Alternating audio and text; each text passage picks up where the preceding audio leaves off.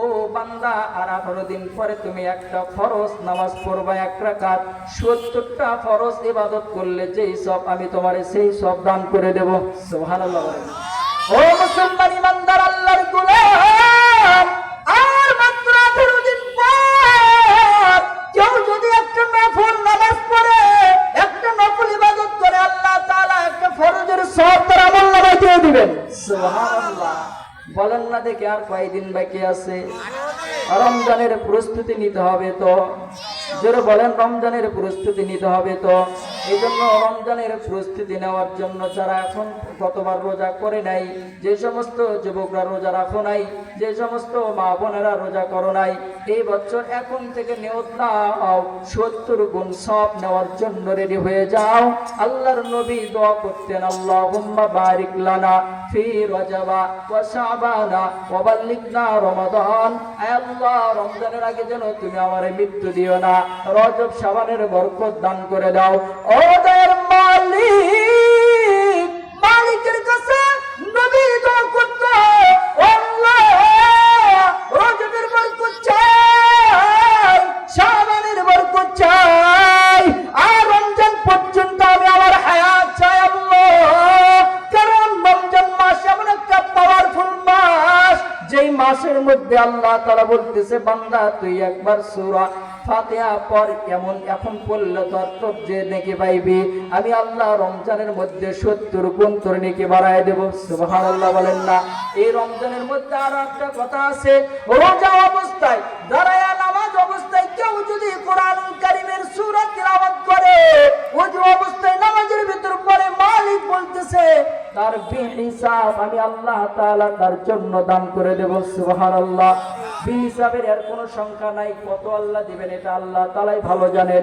বলেন তো, আমরা এই রমজানের প্রস্তুতি নেওয়ার জন্য কি রেডি আছি তো?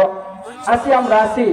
এই রমজান মাসের মধ্যে মুসলমানের সন্তানরা অশ্লীলতা বেহায়াপনা কাজ করে কিনা? জোরে বলেন না, করে না? করে না?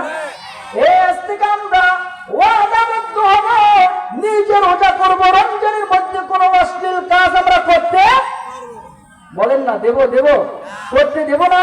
কোন চার দোকানে দিনের বেলা কালো কাপড় রাখতে চা বিক্রি করতে আমরা দেব না। কথা কোন ঠিক না বে ঠিক? দিনের বেলা কেউ খাবে, যদি খায় পুরো গ্রামবাসী মিলে তার শায়েস্তা করতে যা করা লাগবে আমরা করব। রেডি আছো যুবক? জোরে বলো না, রেডি আছো তো? আমরা যদি সবাই এখন থেকে রমজানের দাওয়াত পুরো এলাকার মধ্যে পৌঁছে দেয়, এ সন্তান যারা মদখোর জুয়াখোর যারা আছো, এ তোমরা টেন্ডারবাজি খোররা যারা আছো, শুনে রাখো, রমজান মাস কিন্তু পবিত্র মাস। এই মাসে আল্লাহ শয়তানকে পর্যন্ত বেঁধে রাখে। মানুষ রূপী যারা শয়তান, গোটা সারা বছর যারা ঈমান বিক্রি করে খাইছে, যারা গুনার কাজ করেছে, তাদেরকে কিন্তু এই অভ্যাসটা যদি এখন থেকে আপনি বাদ না দেন, কিন্তু রমজান মধ্যেও ওই শয়তান যে কাজটা করেছে, তুমি সেই শয়তানি কাজটা করতে থাকবা। কথা কোন ঠিক না বেঠি? যাই হোক, মোট কথা যেটা বুঝাতে চাইছিলাম, একটু বললাম যে রমজান কিন্তু সামনে চলে আসছে, এখন থেকে আমাদের প্রস্তুতি গ্রহণ করতে হবে। ঠিক না বেঠি?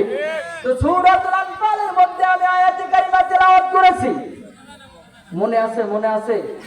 2, 3, 4 এই জায়গায় মুমিনের 5টি গুণ। কয়টি গুণ বলছেন? সত্যিকারের মুমিন যারা, তাদের জন্য আল্লাহ তাআলা 5টি গুণ বলেছেন। এই 5টি গুণ যার মধ্যে একসাথে থাকবে, আল্লাহ তাআলা বলতেছেন তারে আমি 3টা পুরস্কার দেব। সুবহানাল্লাহ। ইন্নামাল মুমিনুনা আল্লাযীনা ইযা যুকিরাল্লাহ,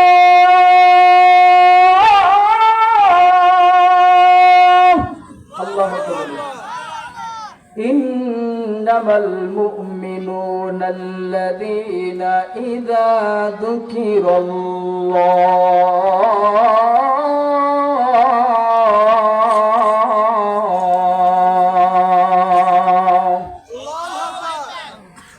নিশ্চয় তারা যারা, ইন্নামাল মুমিনুনা আল্লাযীনা ইযা যুকিরাল্লাহ,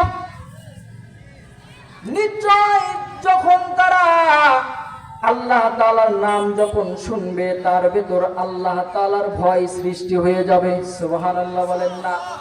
আল্লাহর ভয় কি আমাদের আছে? আছে, আমাদের ভিতরে আছে। জোরে বলেন না, আছে? আল্লাহ আল্লাহ বলতেছে মুমিনের 1 নম্বর গুণ, সত্যিকারের মুমিন যে হবে সে আল্লাহর নাম শোনার সাথে সাথে তার অন্তরে কার ভয় হবে? জোরে বলেন কার ভয় হবে?